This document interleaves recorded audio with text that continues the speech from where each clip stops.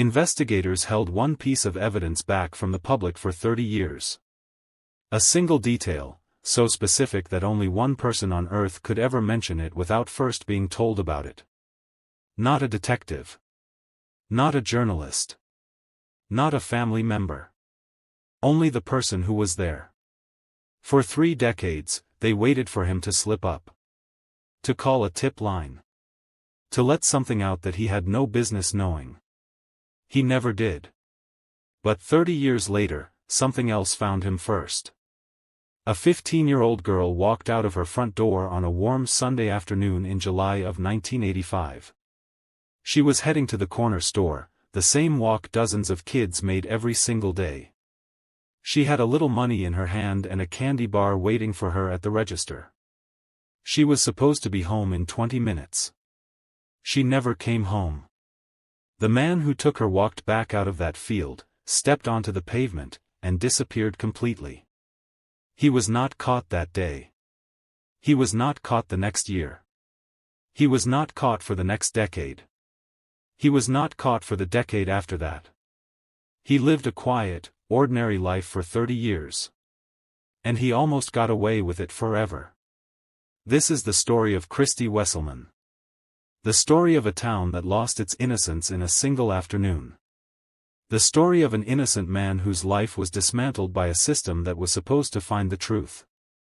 And the story of a sealed evidence kit, a law that did not yet exist, and a DNA database that kept searching long after everyone else had gone quiet. Some cases break open fast.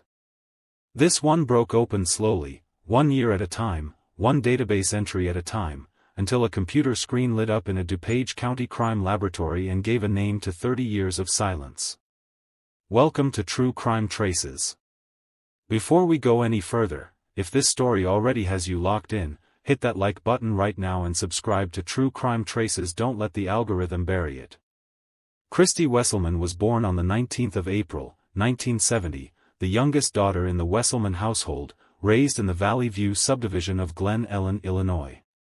Glen Ellen sat in DuPage County, just west of Chicago. Tree-lined streets. Neighbors who waved from their driveways.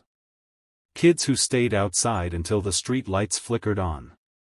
DuPage County carried one of the lowest crime rates in the entire state.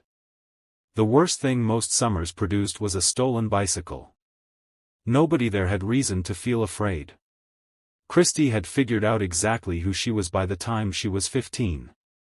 While most freshmen at Glenbard South High School were still searching for their locker combinations, Christy was running for class president and winning, not because she was popular, though she was, but because people trusted her.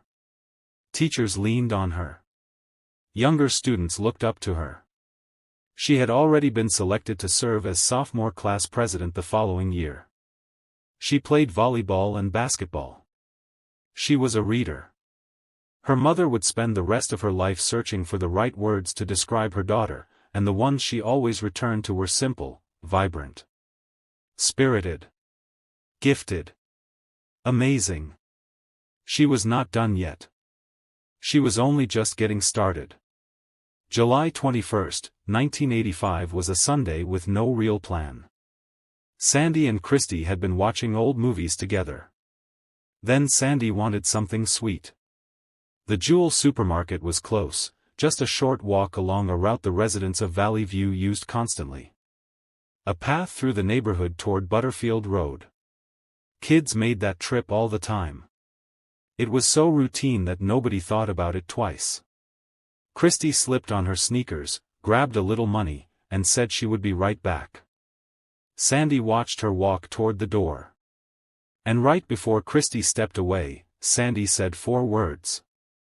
"Be careful, princess. I love you." She had no way of knowing that was the last thing she would ever say to her daughter. Inside the Jewel, Christy bought a candy bar and a can of soda and walked back out into the warm July air. The checkout clerk knew her, had seen her dozens of times. He watched her leave and thought nothing of it, because there was nothing to think. She was on camera. Fine. Purchases in hand. The whole afternoon still ahead of her. What happened on the path between that store and her front door is what this entire story is about. 20 minutes passed. Sandy was not yet concerned. Christy had probably run into a friend. Summer afternoons had a way of stretching out. Then the sun started to drop. The golden light through the windows shifted, turning amber, then orange, then sliding toward something darker. Sandy turned on the porch light and began calling Christy's friends one by one. "Have you seen her? Is she with you? Did she stop by?" Every answer was the same. "No. We have not seen her today." Sandy put the phone down. She stood on the porch and looked out at a street that was getting quieter by the minute. The neighborhood children had gone inside. The street lights were flickering on. And her daughter still was not home. The family spent the hours that followed searching, driving slowly through the streets, windows down, calling her name into the dark. They knocked on doors. They checked every place Christy might have gone. They drove in widening circles through a neighborhood that had never given them any reason for fear. The night got deeper. The streets got quieter. By 1:50 in the morning, Sandy Wesselman picked up the phone and called the police. Officers confirmed she had left the Jewel around 4 in the afternoon, and then the trail simply stopped. The search pushed through the rest of that night. Flashlights sweeping across dark yards. Voices calling into silence. By morning, there was still nothing. A new team of detectives took over at midday. One of them looked at a map. Then he looked at the field, that stretch of overgrown land between the Jewel and the subdivision. Adults drove around it. But kids walked. And every kid in that neighborhood knew the shortcut. A narrow dirt trail worn flat by years of sneakers, connecting the store to the subdivision in a fraction of the time. That detective stepped off the pavement and into the field. The path was easy to follow at first, just a thin line through the brush where the ground had been walked bare over years of use. The July heat pressed down on everything. Insects hummed in the goldenrod. Then something made him stop. Forensic specialists worked the scene for hours. The hard ground had taken no footprints. No fibers, no foreign objects, no physical trail. What investigators did recover was biological material, which should have been the break that solved everything. In 1985, it was almost useless. DNA analysis existed in research settings but had not crossed into standard criminal procedure. The sample was sealed, labeled, and locked into storage. It would sit there for 15 years before the world caught up to it. Sandy gave investigators one more detail. Christy had been wearing a ring that day, a small gold band, size 4.5, set with a single pearl with a small chip in it. A family heirloom. It was not on her finger. It was not anywhere at the scene. The killer had taken it. This is the detail from the hook. Investigators chose to protect it, held it back as a filter. Any person who mentioned a small gold ring with a chipped pearl without being told about it first had knowledge that could only have come from one place. Officers monitored pawn shops. No one ever tried to sell it. The ring never surfaced. But they kept the secret for 30 years anyway. Just in case. What unnerved detectives most was the silence around the attack. A backyard barbecue was happening just a short distance away, the family heard nothing. A gas station sat 60 yards from the field, the employee heard nothing. Several residents had walked the same path that afternoon. Not one reported anything wrong. Completely, utterly silent. You're watching True Crime Traces. If this case has you locked in, smash that like button and subscribe so the next story finds you the moment it drops. 3 years passed. 3 years of tips, interviews, dead ends. By 1988, DNA analysis was crossing into actual criminal investigation for the first time. Detectives went back through every suspect and asked for a voluntary sample. One by one they were cleared. Then investigators reached a name on their radar since the first week of the case. Dana Henry was 34 years old. His mother's backyard sat approximately 100 yards from the hollow in the sawgrass. 100 yards. That was the entirety of the original suspicion. Not a witness. Not a timeline connection. Just the bad luck of where his mother happened to live. When detectives asked for a DNA sample, Dana Henry said no. To investigators, a refusal felt like a confession. To Henry, it was a matter of principle. He believed a man should not have to surrender his body to a system that already looked at him like a monster to prove he was not one. That line cost him everything. Police sought a court order. Henry said what he had been saying since 1985, he was innocent, he had never met Christy Wesselman. The judge charged him with contempt. According to Henry, he was stripped of his clothing and held in a jail cell without his Miranda rights being read, under sustained pressure designed to have exactly one outcome. He was kept there for days until he finally broke. His DNA did not match. Dana Henry had nothing to do with Christy Wesselman's murder. In every legal and biological sense, he was an innocent man. But the damage was already done. The legal fees came to approximately $50,000, his mortgage. He took it out to pay the lawyers and eventually lost the house. Friends disappeared. Family pulled away. In a tight community, being publicly associated with a child's murder was enough to permanently alter how people saw you. Some never stopped believing he was guilty. The suspicion had hardened into something biology alone could not dissolve. "I've had 2 settings over the last 30 years, he told reporters. Angry and depressed. They never read me my rights, he added, so I guess I never had any. Not one person from the DuPage County Sheriff's Office ever apologized to Dana Henry. Not when the DNA cleared him.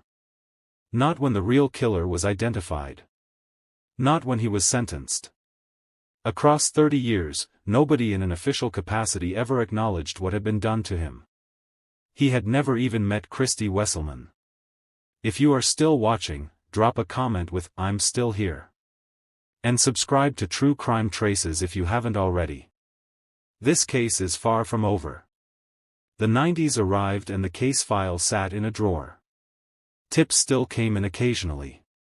Detectives followed each one to its end, watched it dissolve, and returned to the same wall they had been staring at since 1985. Outside that drawer, the world kept moving without Christy in it. Her classmates graduated, went to college, found people to love, stood at altars and made promises in front of everyone they cared about. They held their own newborns in hospital rooms. They went to school plays and soccer games and ordinary Tuesday dinners that meant nothing and everything at the same time. Christy's classmates turned 20, then 30, then 40. Christy stayed 15.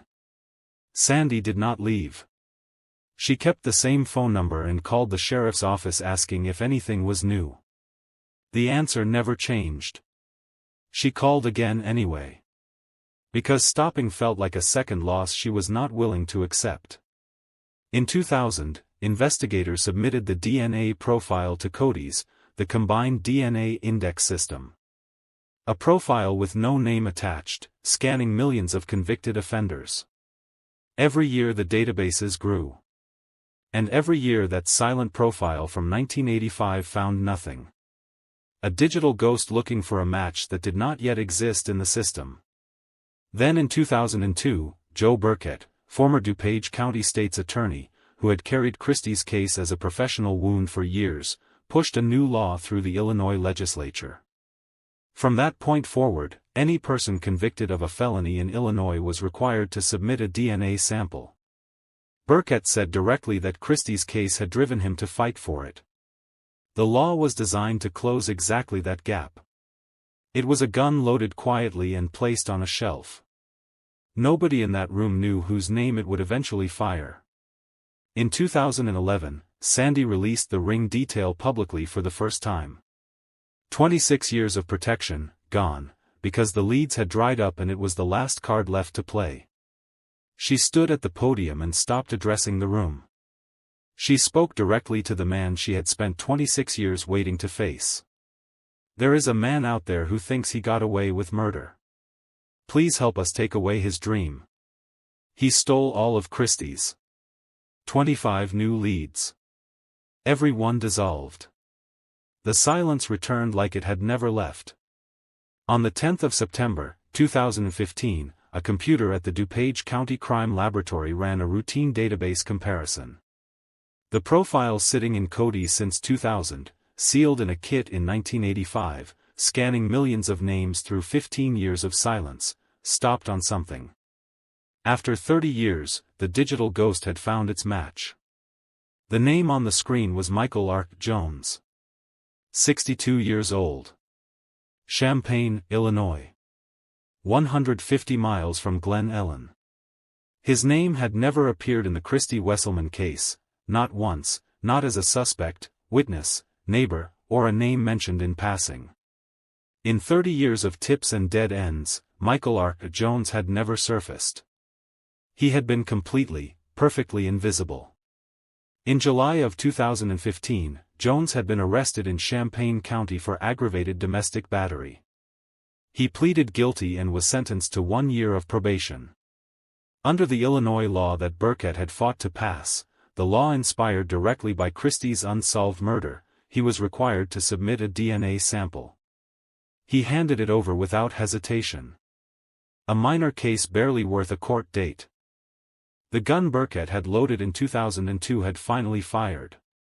Investigators did not call Sandy Wesselman. They boarded a plane to Colorado, where she had been living, and knocked on her door in person. Because after 30 years of phone calls with no answers, the answer deserved to arrive differently, carried by people who could look her in the eyes and say the words out loud. Her son Bill put his reaction into one sentence. "We have been waiting for news like this for 30 years, he said, and it finally came." Michael Jones had first come to the attention of law enforcement in 1976, 9 years before Christie's murder. He targeted a woman named Judith Van Kirk. The case did not end in a conviction. Years later, standing outside the courthouse after the sentencing, Van Kirk introduced herself to the room in one sentence. "I was Michael Jones's first victim." In 1977, an 18-year-old woman named Jerry Michael was riding her bicycle on the northwest side of Chicago. Jones drove his car into her, forced her into his residence at gunpoint, and committed acts that left permanent scars on her life. He used his vehicle as a weapon. He arrived armed. He already had a destination in mind. This was not impulsive. This was premeditated. Jones was convicted and sentenced to 10 to 20 years. The system decided 6 years of good behavior was sufficient. The gates opened in 1983. The authorities let a wolf back into the world and did not bother to tell his previous victims he was gone. Had he served at least the 10 years, Jerry Michael said at the 2018 sentencing, we would not be here today. Jones walked out on parole in 1983. 2 years later he was somewhere near Glen Ellen, still on parole for what he had done to Jerry Michael, when he followed Christy Wesselman into that field. The investigators' best theory was that he traveled frequently on long solo trips and had family in the Chicago area, placing Glen Ellen along routes he passed regularly. In the 30 years that followed, he married. His first wife obtained a restraining order over his obsessive interest in a young relative. No charges followed. He was arrested again in 1999 for assaulting a family member of a subsequent girlfriend. He had lived in Champaign for decades, described by neighbors as quiet and unremarkable. He had also been obsessed, according to people close to him, with detective novels and true crime television. He was not just a killer. He was a student of the craft. Sitting in his quiet Champaign home, perhaps comfortable in the knowledge of an evidence kit gathering dust in a DuPage County storage room. What he did not know was that the world outside that room had been changing. The databases were growing. And a law passed in 2002 had been waiting specifically for a moment exactly like his July 2015 arrest. He had been careful for 30 years. One domestic dispute ended all of it. On September 21, 2015, Michael R. Jones was arrested and taken to the DuPage County Jail. He was held without bail. When investigators sat across from him and showed him a photograph of CHRISTY Wesselman, a 15-year-old girl who had been murdered 30 years earlier, Jones looked at the image and delivered a flat, practiced denial. "As God is my witness, I've never seen her before." Not a moment of hesitation. Not a flicker of recognition. Just a man who had spent 30 years living as though that Sunday afternoon had never happened. As though the field, the path, the candy bar, the sealed evidence kit, none of it had ever existed. The DNA said otherwise. The DNA does not negotiate with a man's version of himself. The legal process moved slowly, the way it always does when the stakes are absolute. Jones sat in the DuPage County Jail through 2015, 16, and 17 while his attorneys challenged the evidence and attacked the chain of custody around the DNA testing, because when the biological evidence is unambiguous, the only available argument is to attack the process that produced it. The family waited again. 3 more years of waiting, added on top of 30.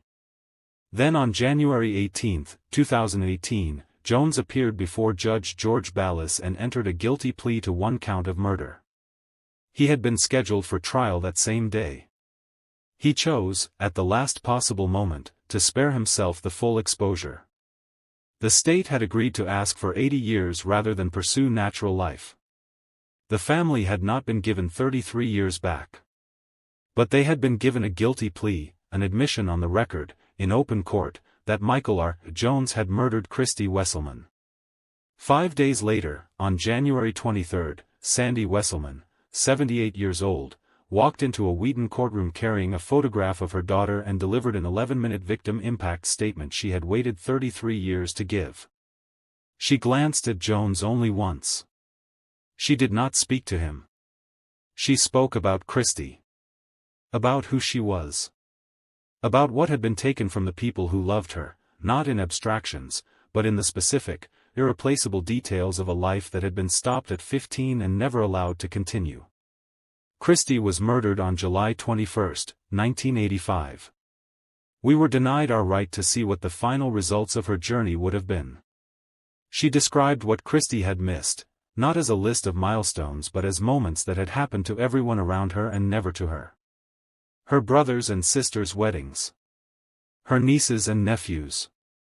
The future she had been actively building toward when it was stolen from her.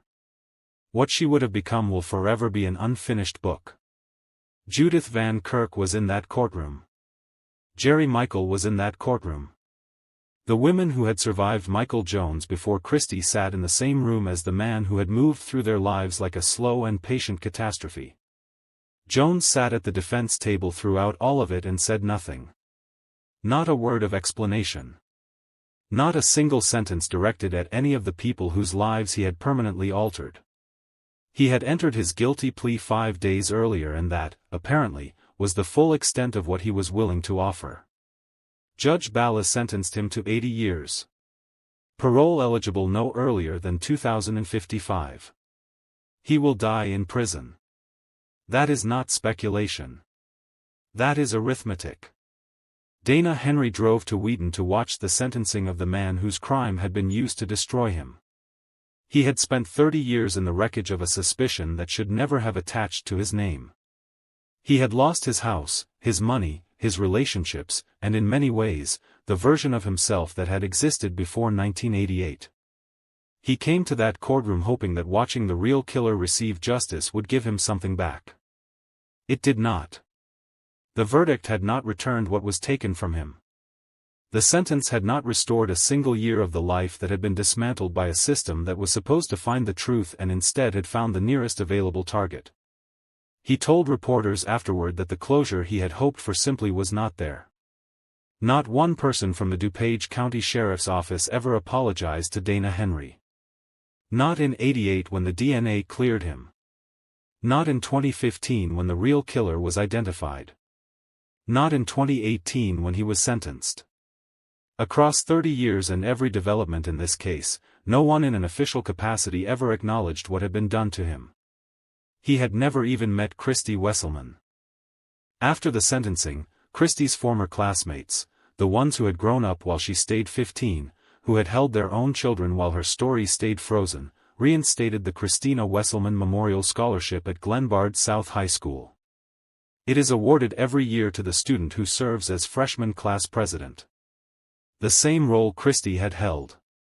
Because while Michael Jones spent 30 years believing he had erased a 15-year-old girl from the story of DuPage County, her name was being carried forward quietly, persistently, year after year, by the people who loved her. He took her life. He did not take her legacy. Every year, a new student at Glenbard South steps into a leadership role and carries her name into their future. The future she was never allowed to have. That is what he could not touch. That is what survived him. Sandy Wesselman watched her daughter walk out a door on a Sunday afternoon and said 4 words she did not know would be the last. Michael Jones took 30 years, 1 domestic dispute, and a law inspired by Christy's own murder to finally face what he had done. But here is what 30 years could not change. Christy Wesselman was vibrant, spirited, gifted, and amazing. A class president at 15 with a trajectory that pointed somewhere significant. A girl who loved old movies and volleyball and her family and a Sunday afternoon with nowhere to be and nothing urgent waiting. She was not just a case number in a DuPage County file. She was not just a cold case that finally closed. She was an unfinished book. And the people who loved her have never stopped reading.